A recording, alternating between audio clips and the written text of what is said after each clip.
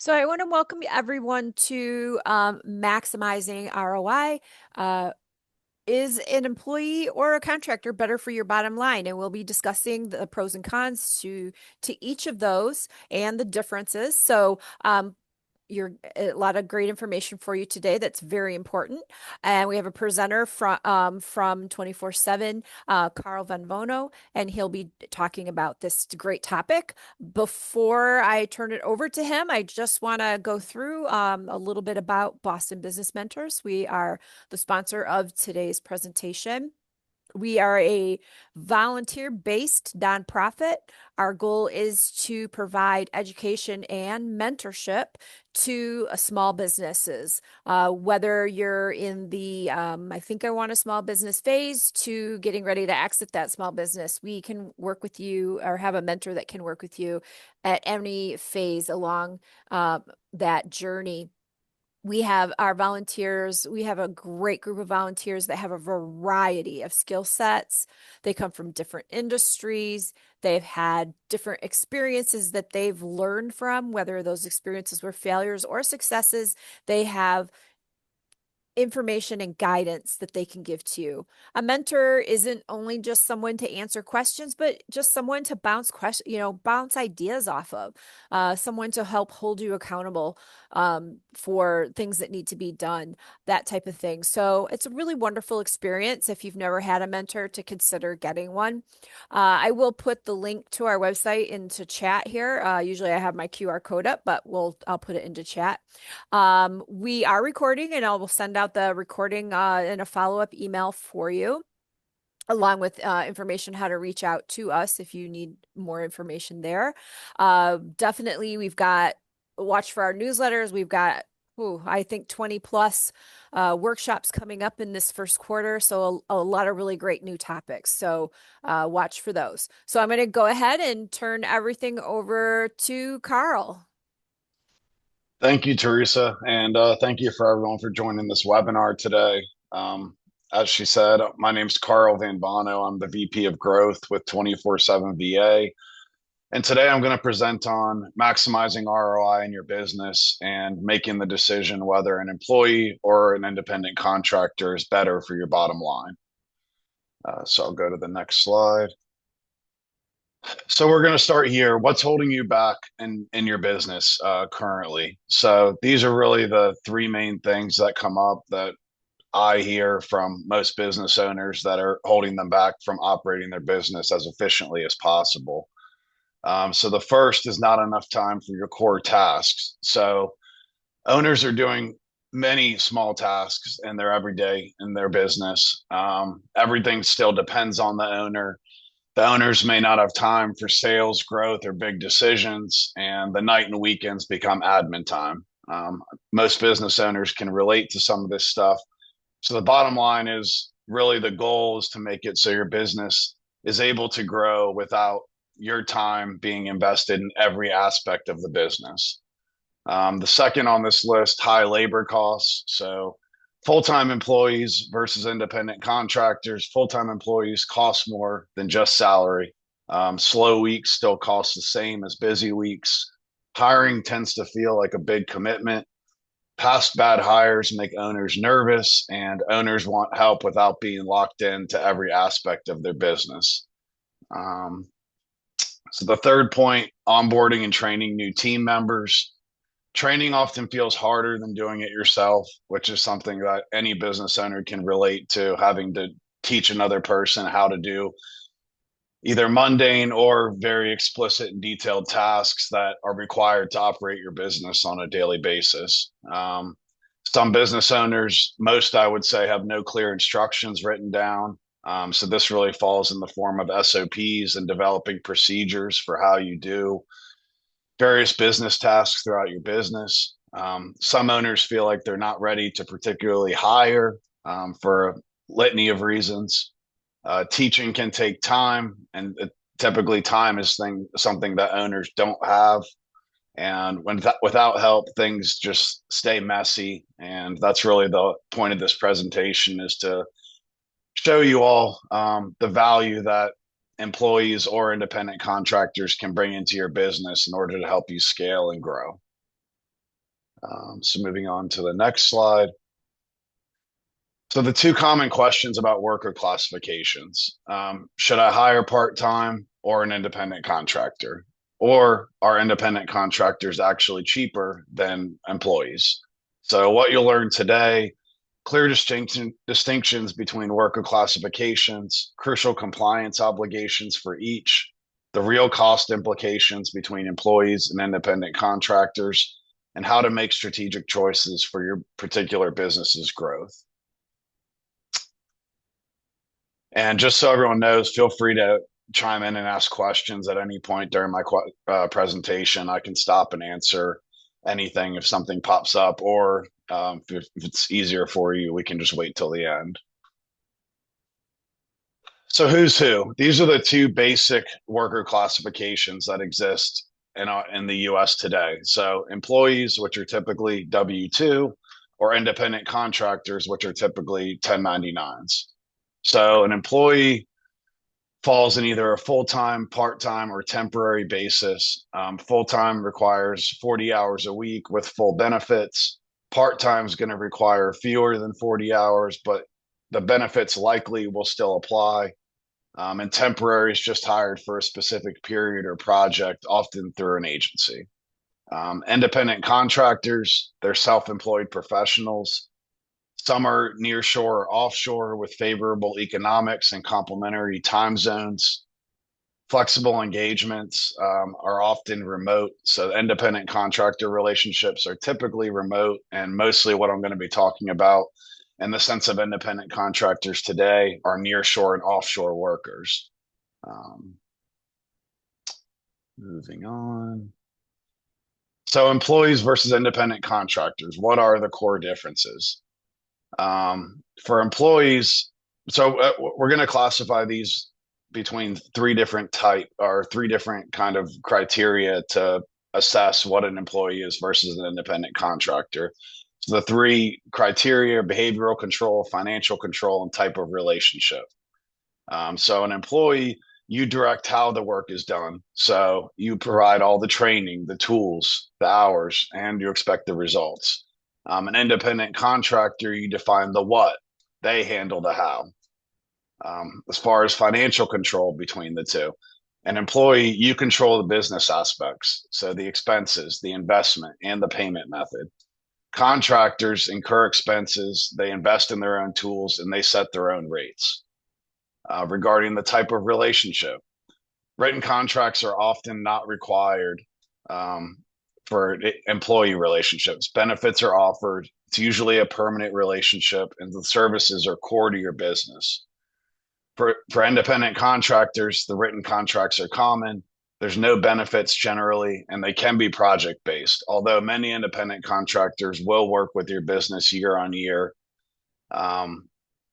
with new contracts signed at the termination of each year. Moving on. So compliance, this is really the biggest area where if you're hiring an independent contractor, you really need to be focused on the compliance aspect of it, which is generally the nicest part about working with a vetted, insured, and good agency. So for employees, you're going to be required to have payroll tax withholding. So Social Security, Medicare, any federal taxes, income tax withholding will also be required. Annual tax forms, W-2 forms will be required year on year for your employees. Workers' comp and unemployment is generally required. Benefits, healthcare, retirement, PTO, often all these are included in their employment packages. So there's a lot of factors to consider when hiring an employee versus I'll get to the independent contractors is a much more simple engagement. So for independent contractors, there's no payroll tax withholding required. There's no income tax withholding required. The annual tax forms, if it is an onshore independent contractor and they're paid over $600, they will be required to submit a 1099 form at the conclusion of each year. For non-US, so nearshore, offshore workers, the W-8 BEN is required. Workers' comp and unemployment is not required. Benefits are generally not required. And the state-specific labor laws generally do not apply for nearshore offshore workers. And moving on. So the real cost, rates and overall investment for these two types of classifications. So employees are going to require base compensation, employee payroll taxes, benefits, which often combine to be about 20 to 40% of their salary, workers' comp and unemployment insurance. There's significant recruiting and onboarding costs. Generally, employees will go through a multiple week to multiple month long onboarding into the company, which incurs costs for your business.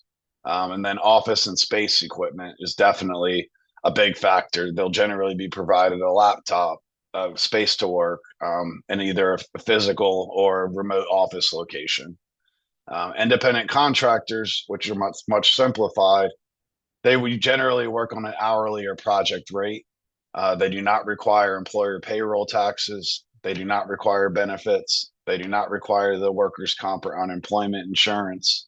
The recruiting and onboarding cost is generally minimal. With an independent contractor, there's really a big focus on those first few weeks to a month where your time as the business owner will be required in order to help get them trained up to where they need to be to function in your business. But after that point, they're generally able to function without much oversight.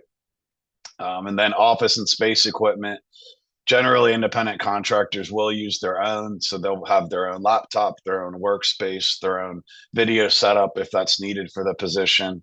For calling positions, they may be required to have a VoIP phone system, but generally, all that is done for and provided by the independent contractor, which is another great added benefit for business owners.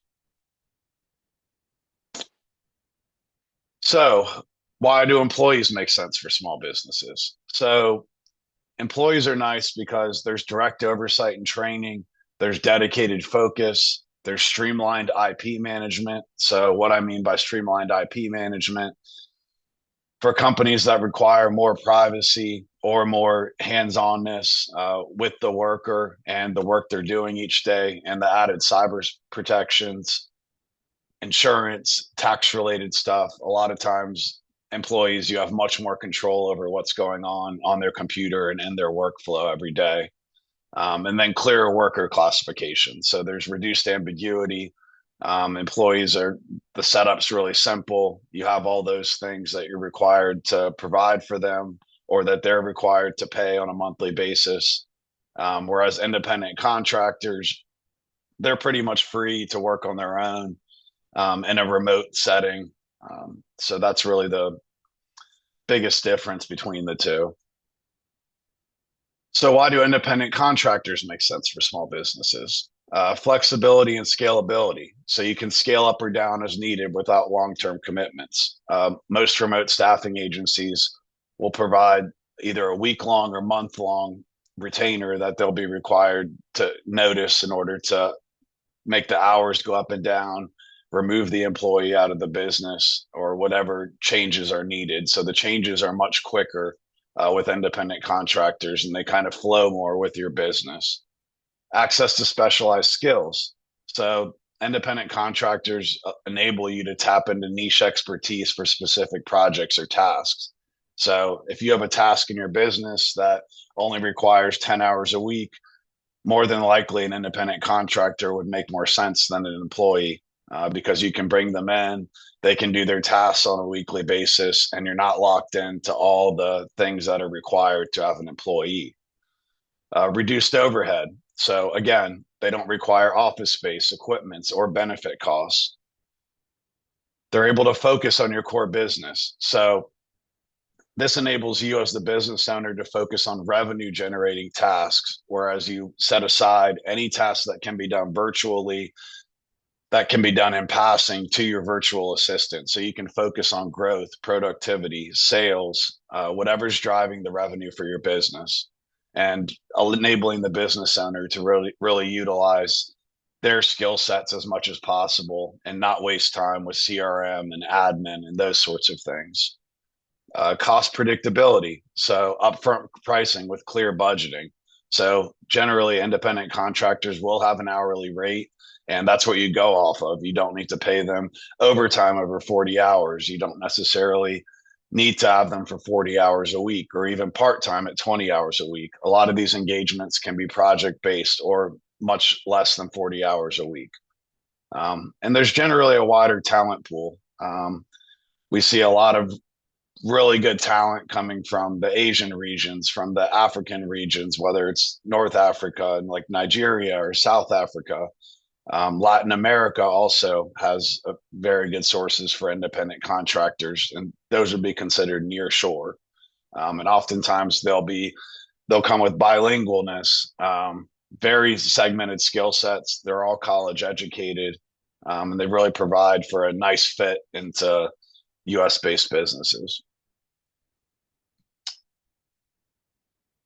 So, navigating offshore contractor engagements. So, offshore can be near shore or offshore. Near shore, like I said, would be Latin American countries. Offshore would be overseas over the Atlantic, so anywhere in Africa, Europe, or Asia.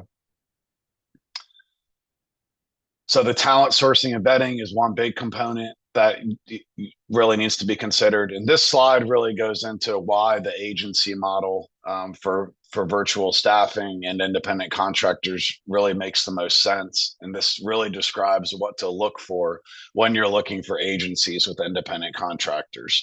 So you want to make sure that they handle the talent sourcing and vetting. You want to make sure that they have a good communication and a good culture fit. You want to make sure that they have cybersecurity protections built into their services. You want to make sure that they follow all the HR compliance so that they handle the payroll, that they handle all the independent contractor agreements in the particular countries where the worker and follow all the local labor laws in the country where the employees or the contractors working. Performance monitoring and feedback. So generally with agencies, this will come in the form of account managers who manage the relationship between you and the independent contractor. And of course, agency credibility and accountability is very important. You want to look for agencies who have been in business for a long time, who have good reviews, and who have been held accountable for their services over the course of year on year on year. Something to look for is how a business handled going through COVID-19 back in 2020 and 2021. Were they able to maintain their business from prior to that to after? So things like that. So this slide goes into the monthly cost employee versus independent contractor. So employees, as you can see, carry somewhere between 80 to an 85% greater cost than your typical offshore administrative assistant VA, which is what we have set in this table for comparison. So the average monthly cost of an administration support employee, you're looking at minimum wage at about 4,200, benefits at near 1,800, office resources you'll need to provide, a seat in your office you'll need to provide, culminating to a total of about $6,600. Whereas the average monthly cost of an entry level offshore administrative assistant, virtual assistant, or independent contractor, you really only have to focus on the wage. So it's very cookie cutter. It's the hours multiplied by the hourly rate multiplied by the hours is really the only consideration in the independent contractor relationship. You won't need to worry about benefits, office resources, a seat in your office. So you can see the price comparison is pretty drastic when looking between the two, and that's why the independent contractor engagement makes a lot of sense for small businesses, especially if you're a solopreneur operating your own business like crazy and you're just really looking for some help and to start figuring out where the help is needed and really work with someone that can help you grow your business prior to considering bringing on a full-time employee or something of the sort. So the next slide goes into what can you outsource. So really you can outsource any function in your business that can be done virtually. Um, This slide gives some basic examples. So administrative tasks, so anything inbox triage, calendar management, scheduling, um, document creation and drafting, um, CRM management or inputting. So anything of that sort. Business support kind of goes into a more further layer of administrative. And a lot of times, business support are independent contractors that are meant to grow with your business. So these are people that are willing to get on the phone and do cold calling for you, willing to do vendor calls, complete significant research in order to help elevate and produce good drafts for you as a business owner. So you're able to really put your mind into things and create and expand upon ideas. Other areas where I've seen business support independent contractors really help. A great example is a lot of business owners have meetings constantly every day. So a business support independent contractor could come in, follow you meeting to meeting, draft all your notes, file things in the correct places, create drafts ahead of your next meetings to make sure that your ideas from the meeting are actually brought to fruition and then put in front of you again so you can revisit them. Business support independent contractors are really meant just to be your sidekick and learn your business. And for future hires, they're able to help train them and get them up to speed without requiring your time and training. So technical positions, these are IT related positions, anything from website development to creating automations in your CRM. Creative really falls in the social media or graphic sphere. So if you need video editing, if you need content creation, if you need social media scheduling, if you need social media planning and management, if you need partner outreach, if you need vendor research, any of the sort that the creatives are really able to tie together the marketing portion with your business and get you out there, which a lot of businesses have a hard time doing, whether it's because they don't have a full understanding of social media or they don't have the graphical or marketing sense to be able to really get their business out there as much as possible. There's also industry specific uh, outsourcing that can be done. So some of these are areas I've worked in the past, particularly real estate and construction, which I'll get into on the next slide, but healthcare, e-commerce, podcasting, any of the sort, credit repair.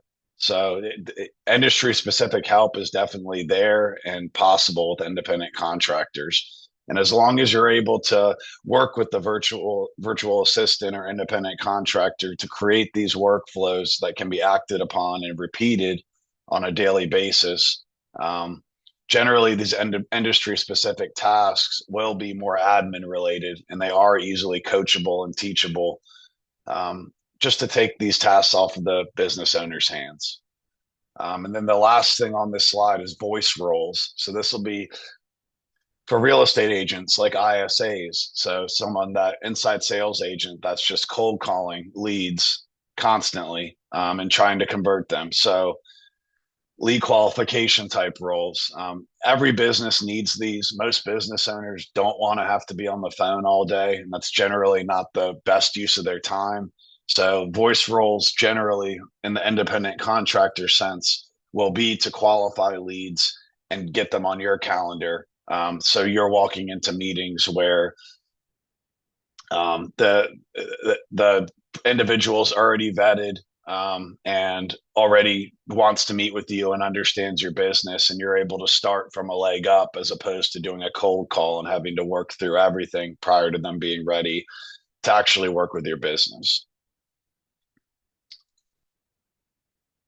So the next slide. So this kind of goes into my staffing journey.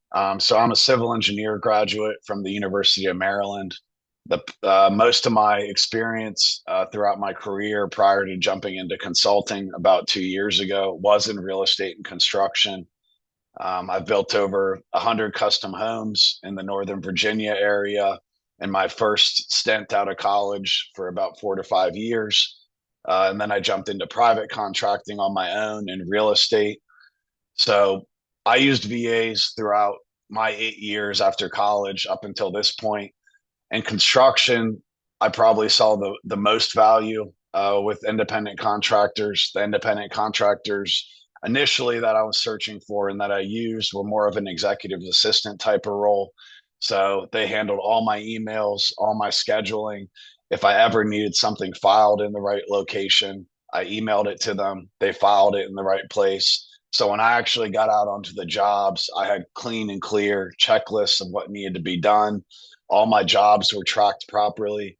All my clients were notified by the virtual assistant for things like weather events, material delays. All my vendor outreach was done by an independent contractor. So this involved, this was big during COVID. Um, Vendors, the prices were very skewed across various vendors, which the industry really had never seen. So they did a lot of outreach calling and quoting for different materials for different stages of custom home projects. Um, and on the flip side, so for real estate, the calling's really the biggest area that I utilize them in real estate, but the ISA role where I could give them 100 to 1,000 line lead lists and they were able to do all the calling, qualify the leads appropriately, get them on my calendar if they made sense for me to talk to them. The other areas of real estate that independent contractors really helped me probably predominantly was document drafting and the ability to create drafts of contracts, create draft emails, communicate with my clients, help with all my scheduling. So any showings that I had, my calendar was always clean, and I could just go wake up every day and go off a calendar, have any preparation done for my day done by the virtual assistant, and it really sets you apart from other business owners because you're able to really have that executive support that is needed. So I could focus on selling homes and really getting myself out there on social media, whereas the VA could handle a lot of the back end office tasks. Um, Next slide. So making the right choice. So here's a list of things to consider, and then I'll go into a little bit of my advice. So things to consider. So level of control needed. So how much direct oversight is needed for the work? So with independent contractors, you're generally going to be looking to have offload tasks to them that can be done virtually, will, after you teach them, require less direct oversight. So you're enabled and have more time to focus on the revenue generating activities. The duration of the need. So independent contractors revolve on year long or less contracts, whereas an employee, you sign on with them, they're with your company for the foreseeable future and beyond.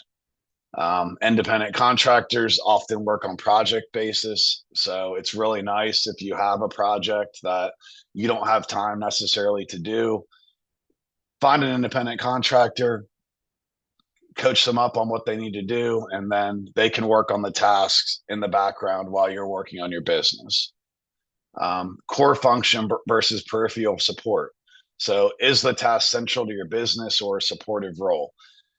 Generally, what I tell business owners is you want to pool your tasks in such a way where if a task is 100% required by you, that's something that can't be offloaded necessarily to a VA, or at least not completely. But what you want to do is pull together the tasks that don't require your direct intervention.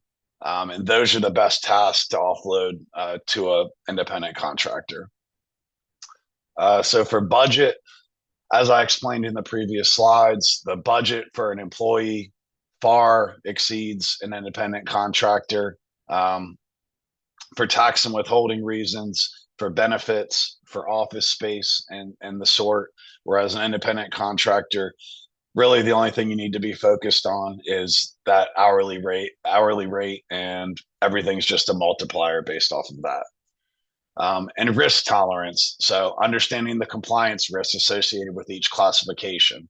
So again, this is why if you're going to go with the independent contractor route, working with a vetted, experienced, and HR compliant agency is very important.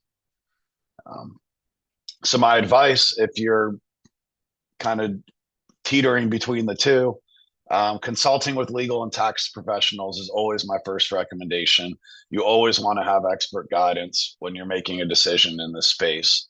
And furthermore, off of that, you want to do vetting on any agency you're considering for the independent contractor, because there's a lot of agencies out there now, and more each day that are promoting rates that aren't necessarily realistic, and they just don't really have the infrastructure in their company to be able to make sure you're protected in this whole engagement. So they'll just get you paired with an independent contractor, and then they're really hands off, but you have no assurance whether the local labor laws are being followed, or if any of these compliance related things are being handled properly by the agency. And that's why tenure and infrastructure are really the two most important things you should be focused on when going out and looking on the market at independent contractor agencies. Um, you want to document everything. So you want clear contracts and agreements for all your engagements.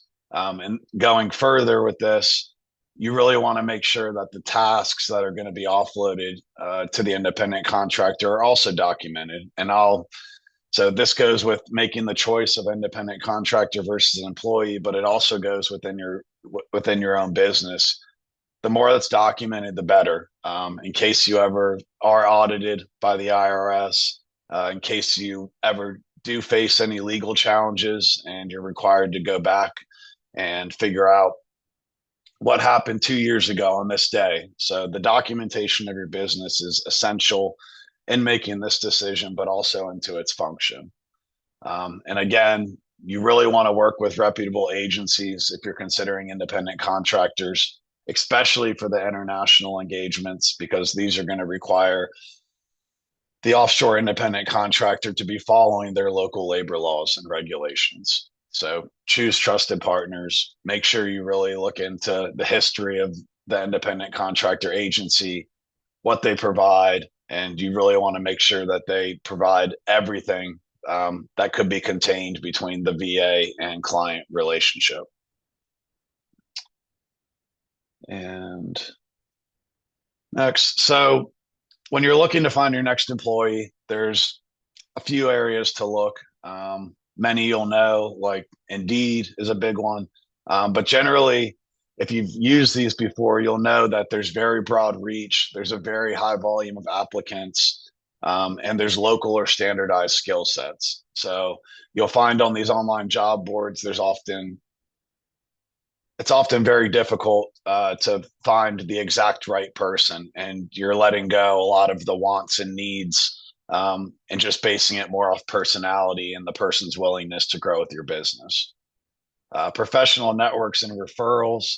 So these are generally paid services where they're headhunters. They'll go out, they'll find potential employees for the position. This may be a good option for looking for employees, but there will be generally a significant cost associated with using these agencies so they can try to find the right person. Um, Headhunters and specialized recruiters. Again, this is similar to the professional networks and referrals, but these are people that are going to go out, try to find the person for you.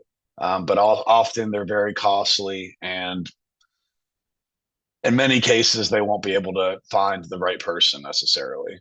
And then local and community resources.